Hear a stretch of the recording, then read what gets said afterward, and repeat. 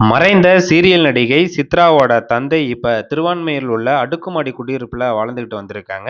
இவர் ஓய்வு பெற்ற காவலரும் கூட. இப்ப அவரு தூக்கிட்டு தற்கொலை செய்து கொண்டார் அப்படிங்கிற செய்தி சோசியல் மீடியாவுல ஒரு அதிர்ச்சி ஏற்படுத்தியிருக்கு. இவருக்கு வயது 64. சித்ரா அவர்கள் டிசம்பர் 9, 2020 வருடம் தூக்கிட்டு தற்கொலை செய்து கொண்டாங்க. அதிலிருந்து அவர் மன உளைச்சல் இருந்ததாக தகவல். அவரோட சித்ரா தங்கியிருக்கிற அந்த அறையில தான் இவரும் படுத்து தூங்கிட்டு இருந்திருக்காரு. சித்ராவோட துப்பட்டாவிலே அவர் தூக்கிட்டு தற்கொலை செய்து கொண்டதாக ஒரு தகவல் வந்திருக்கு. 4 மணிக்கு வழக்கமா எழுந்து வருவாரு. ஆனா எழுந்து வரல அப்படின்னு சொல்லிட்டு அவங்களோட மனைவி பார்த்துருக்காங்க.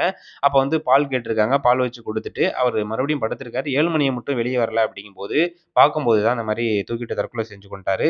இதனைத் தொடர்ந்து இப்ப வரலும் பார்த்துட்டீங்கன்னா, இவரு என்ன காரணத்துக்காக இறந்தார் அப்படிங்கிற தகவல் எதுவுமே வரல.